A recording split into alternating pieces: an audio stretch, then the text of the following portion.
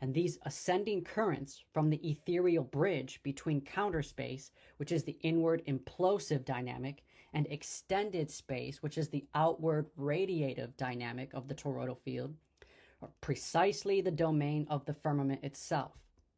The dome is a living boundary composed of oxygen in magnetic phase transitions, where the dielectric resonance allows it to act both as a barrier and as a filter, structuring light, structuring sound, and vibration in accordance with divine harmonics. So instead of just regular water containing microscopic bubbles, the cosmic ether or the firmament contains regions of compression, rarefaction, plasma, and dielectric stress. The black sun occupies the hyperboloidal center of the toroidal field, functioning as the primordial acoustic source that continuously emits coherent longitudinal pressure waves throughout the entire sky. As these harmonic waves propagate through the cosmic medium, they establish standing wave interference patterns and localized regions of intense compression. These energetic nodes behave similarly to cavitating bubbles within sonoluminescence, as we already went over. Rather than producing light within water, they generate luminous plasma within the dielectric ether. Every stellar point, therefore, becomes the visible manifestation of a resonant collapse that is occurring inside of the central medium. The fixed stars may therefore be understood as persistent, sonoluminescent nodal points that are continuously sustained by the coherent frequencies that are emitted from the black sun. The characteristic flickering, the scintillation, and the continual changes in apparent geometry resembles dynamic cymatic structures created by resonance rather than the appearance of distant solid objects. It brings them more local, okay? And when we observe this phenomena through telescopes, many stars display continually shifting diffraction patterns, spikes, and geometric forms that are consistent with wave behavior occurring within an energetic medium. Like many people have put videos out there, it's like you're looking at water. You're seeing the cymatic pattern in water right there. But it's in a different way.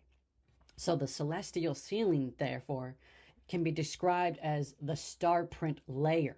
The stars, that's the star print layer. There's different layers of the firmament, and the stars represents one. And it acts as the primary resonant surface upon which these standing wave patterns become organized. Hey, this is Greg, and I am at New Smyrna Beach, standing by the ocean, and I'm looking out here, and you can see it as I'm looking. And what can I tell you? There's no such thing as a curve. If you look up the curve that they say exists, they try to tell you that every mile it drops 8 square inches per mile. So 3 miles out, they say we can't see past 3 miles particularly, so as far as I can see, that's about 3 miles out. Nothing is down. There's a reason why they call it water level, because it is level. Water is flat. There's no such thing as water that curves. Okay, I don't know how they've gotten away with that for so long. There's a reason why they call airplanes airplanes, because they're flying in the air over a plane, a flat surface. And you can talk to airline pilots and all kinds of people in the world that fly that say they do not see a curve. It's one of the biggest lies in the history of the world. But this is the one thing that I have not heard hardly anybody tell people about, and that is, why are they telling people this? And if you read the Old Testament and you read what was going on in all the nations that were violating everything that went against God, they worshiped the sun god. And here's the thing, they call it Helios, heliocentric, which is the worship of the sun god. And they want to try to tell us that the sun is 93 million miles away and that the earth moves around the sun and that everything moves around the sun, and they've made the sun their god. And the fact of the matter is that's not true. The earth is a flat plane. There is no curvature out here. You can't see it here at the water. You never will, because water's flat. In addition to that, they want to tell us that the earth and everything moves around the sun because they worship the sun god. You can go to the new Universal Studios they built here in Orlando, Florida, and they even call the hotel over there Helios. There's a reason why they're doing that, because the sun is their god. If you look up all the scriptures in the Bible, it tells you that the earth doesn't move, okay? There's so much there. But I wanted to make this quick video to tell you that. And I know that there's going to be a lot of people that are going to hear this and they're going to say, this guy's crazy. He doesn't know what he's talking about. You know what? I was in the same boat years ago.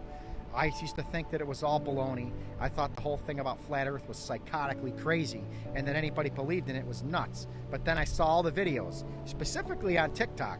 I saw hundreds and hundreds of videos for the last couple years, and that really changed my mind. I've seen the rockets that people send up that go up to 100,000 or 120,000 feet, and they see no curves. You see all these airplanes that go up with no curves. There's no such thing as a curve. Okay, and then here's another thing you can look up as well. And this is actually another biblical event. The word planet. They say the earth is a planet, and then they say all these other planets go around us as well. But here's the thing. A planet is called a wanderer. Look that up in the Greek with the word planet. It comes from the Greek word which means a wanderer. The lost stars. The earth is not a lost star. The earth is not a lost planet that's just roaming around through space. The earth is a plane that doesn't move.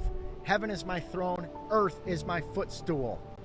And when he comes back, he says that everybody in the earth will be able to see him. If we were on a globe that's spun around like that, you would not be able to see it all. But if you're on a flat plane, there's definitely some kind of a way that our Father in heaven has the ability to come down here. And when he does, he can come down on a flat plane of a world that can make the entire world see him return.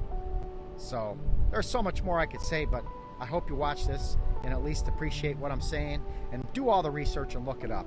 Because the biggest thing you need to know is that the reason why they push the globe through NASA and everybody else is because they worship the sun god, Helios. And then do the research on all the people that work for NASA. Anybody that's gone into space, anybody that claims they've gone to the moon, and almost everybody that works over there at NASA is part of the Freemasonic Lodge that worships the devil. The tops of these massive ancient tree stumps reveal another secret. The waterfalls protruding from the tops of these tree stumps. And as the book of Enoch describes, the angels came down to chop down the mighty trees, to flood the earth. I believe it was waters from above and waters from below. These massive tree stumps' roots were tapped into the primary water source below. And much like this much smaller tree, today, when a tree's roots go deep enough, tap into the waters, and the base of the tree gets destroyed or chopped down, it can flood with a waterfall the areas around it. Now imagine that thousands of times bigger. It would reshape the lands below. And when the gushing waters tapered off, you have the waterfalls that still come out of those ancient tree stumps today. Remnants of a great flood, of a much larger past.